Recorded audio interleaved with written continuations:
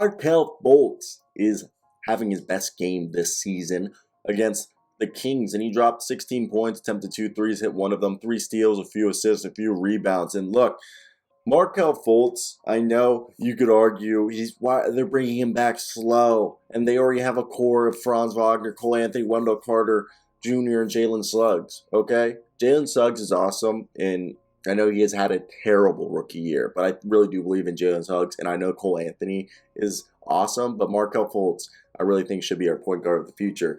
And him coming back and not having any injury problems is a bonus because it kind of gives some validation to the training staff of the Orlando Magic that have come under a fair amount of criticism for the baffling number of random injuries. Like, remember Cole Anthony's cracked ribs during his rookie season? That was just weird, okay?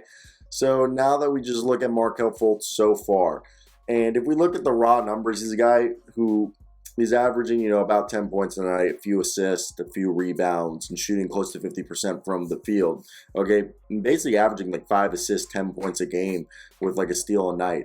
And I know it's only a few games, but I do think what we've seen, the biggest and most positive takeaway is fundamentally the way he plays the game hasn't changed. Okay, he doesn't look different from the guy who was the second best player on the Orlando Magic during the playoff series against the Milwaukee Bucks.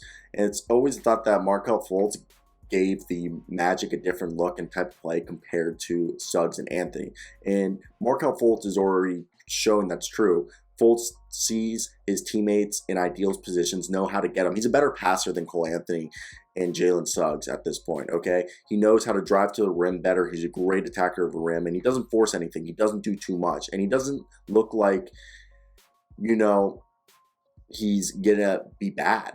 I think he's going to be a good player. I know the three-point shots aren't what you guys like, but I think he's taking them more than he ever has in his career. And the fact that since Fultz has come back, the Magic actually rank as a top 10 defensive efficiency team. And it's because Markelle Fultz looks like he could be a potentially elite two-way guard. And like Wendell Carter Jr. having a career year and being the long-term solution is awesome. And Fultz isn't up to full speed, okay? They're bringing him back slowly. And we've seen that he's not beating everybody one-on-one, but his basketball IQ is so high that he fits seamlessly into what this team is trying to do.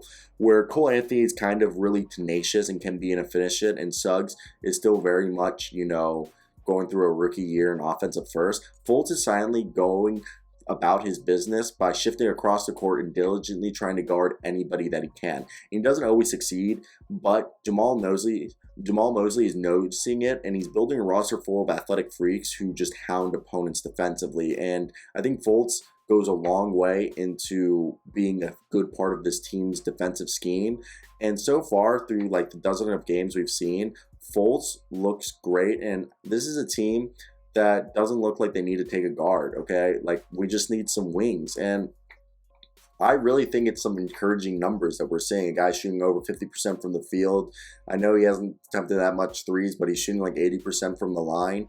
And by evaluation, the numbers are a very small sample size, but I think Fultz is going to likely play as the starter next year, but he won't play at all as the starter this year, in my opinion. I don't think they're going to make him the starter whatsoever, but I certainly think there's a role for this guy for the rest of the year to continue to get more playing minutes and probably be the sixth man by the end of the year, playing close to 30 minutes a night. But I think he's definitely a dynamic young two-way guard who has the potential to become an elite one, and they have him on a relatively cheap contract if he does fulfill his potential.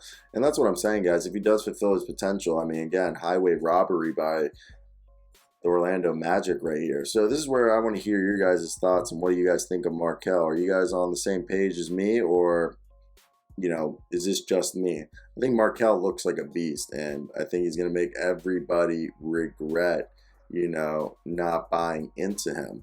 So what do you guys think of this guy and what should be done, okay? And yeah, so that's basically it for me. I hope you guys do have a great day. Till next time, guys, but peace out.